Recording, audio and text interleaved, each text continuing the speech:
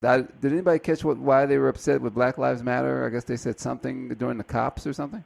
I don't know. Oh, the mothers? Was it the? I guess they said. Well, that they had the mothers of kids who were killed by cops speaking at the convention. Or they said something about the cops, and I guess someone yelled out Black Lives Matter, and that's the only thing the talk radio picked up was that. Well, that was wrong. They shouldn't have did that. Well, when I heard it, it didn't seem like you heard a bunch of people doing it. It wasn't like but it was like one or two folks. I mean, you're going to have an idiot that's always going to say something. Sure. You know, you can't stop that. But is that how it sounded on the floor, Will? My guess is that the Democrats had more things to do, and the Republicans are just quieter sleepers, which is why you didn't hear them as much. The Democrats were there more often. The Republicans were hanging out at parties and stuff, and the hall wasn't as full during the first couple of days as with the Democrats. It didn't look like it on TV. I totally agree with Erika, though. I mean, Hillary coming out in the white suit, I guess pantsuit would be pejorative to say, but it was a white pantsuit, and she looked like a bride ready to marry America. Yes, It was great. I don't remember which outlet it was, but someone reported on the potential presidential spouse's beautiful pantsuit that he wore when he spoke. Yes, that's just his actual suit. A two-button pantsuit worn by Bill Clinton. Yes, that's hilarious. I love that. And I feel bad that we waited until the very end, but something that I do want to ask about, and I think we can all kind of kick in on this. But Will, I want to start with you since you were there. The whole issue with the DNC being biased against Bernie Sanders and the hack, Debbie Wasserman Schultz basically booted before the convention even started. I felt like that, when you said the Democratic convention was better organized, I am still like left with images of Representative Fudge forgetting to gavel the convention out every night.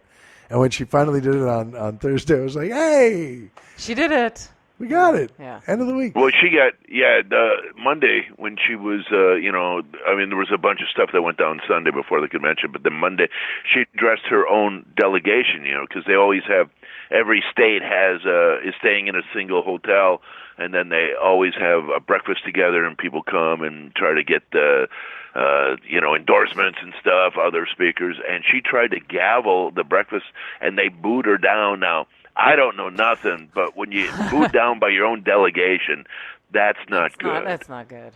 I looked it up. That's not good. Yeah.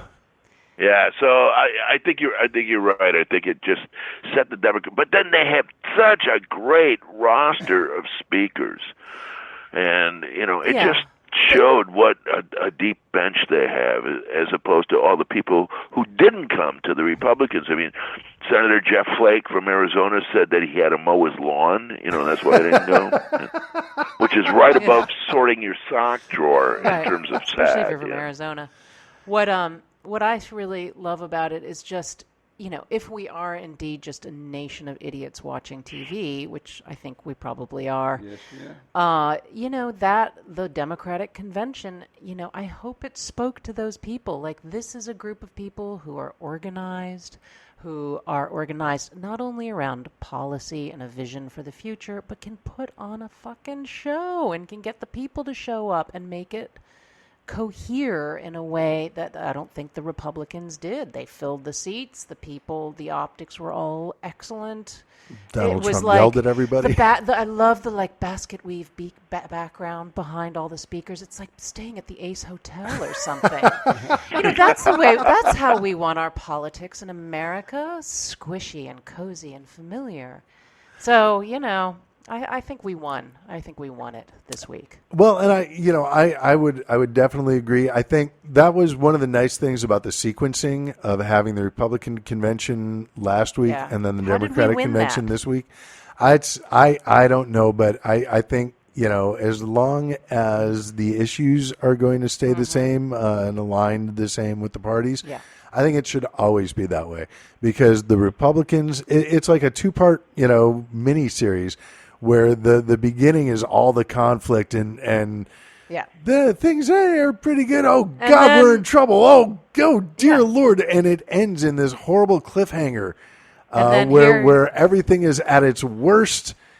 And then the Democratic convention starts and the optimism comes Here in. comes the And white knight in the white suit, Hillary Clinton, to like throw a big bucket of water on that fire, and reassure us all that, you know what, there's still some reasonable people still available to run this shit show of a country. But it's nice. Like I joke about it, and I am liberal, so of course I'm not going to come out of the Republican convention as optimistic. No. But I do like to temper my political beliefs with some semblance of reality. Yeah. And even doing that, a week ago Thursday, I needed a Silkwood shower with the wire scrub brush, yes. and I wanted to crawl under a table and put a blanket over my head and not come out into this horrible, horrible country that needs to be made great. And this past Thursday, I felt pretty damn good. Well, it felt like being reset back to normal in a way, I mean, it was just sort of after all of that, in Cleveland, to just see, oh, right, a convention with normal, sane people. Yeah, maybe that was just a bad dream we had.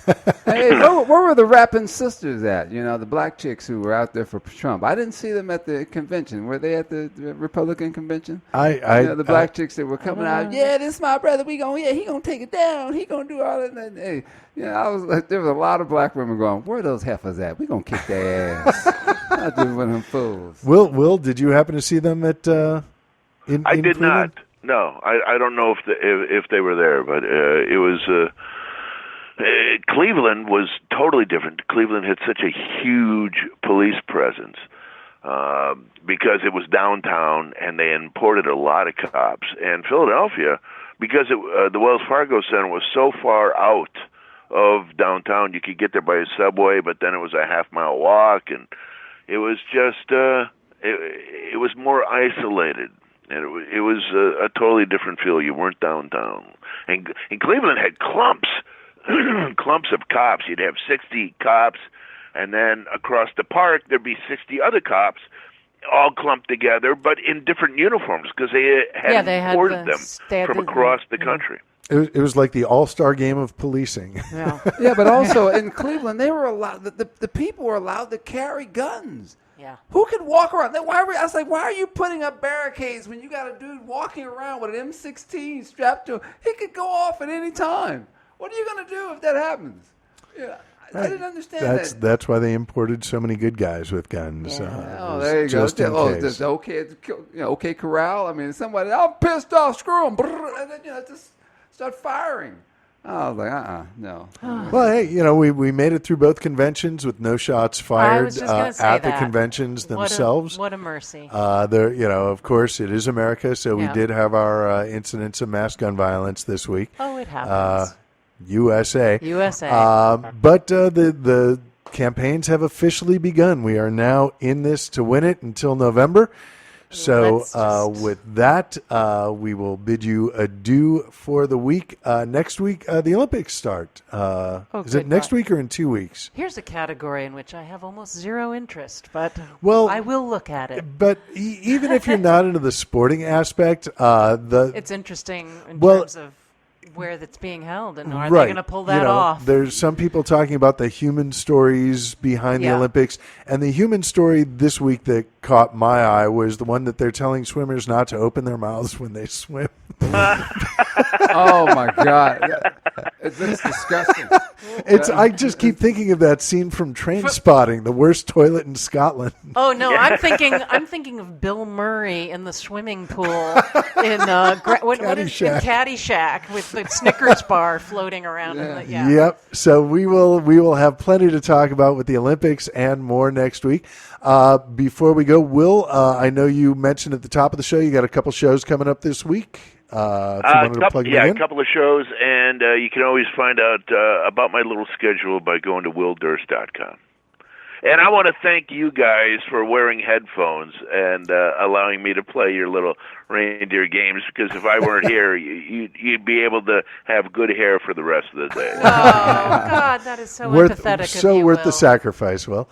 Erica, do you have anything going on this week? You know, that I you got wanna... zippity nupkis happening, but I do have a website, erikaschickel.com. All you have to do is figure out how to spell my name. ErikaSchickel. Go up there and read some of my shit.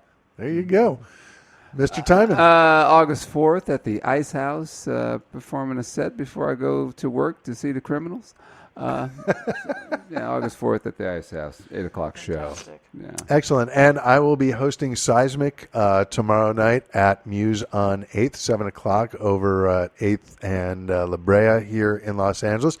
Got a fun show with folks like Becky Garcia, David Moore, Hoodoo Hersey, Lauren Farmer, Oscar Sagastume, Sharon Houston, Dawn Grabowski just been added to the bill, and I will be hosting as well. So Dr. David Robinson in there.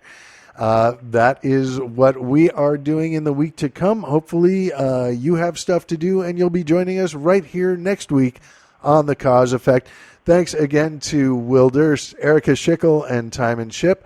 I have been and will continue to be Dr. David Robinson, and thank you guys so much for tuning in. We'll see you next week. Goodbye. Have a good week.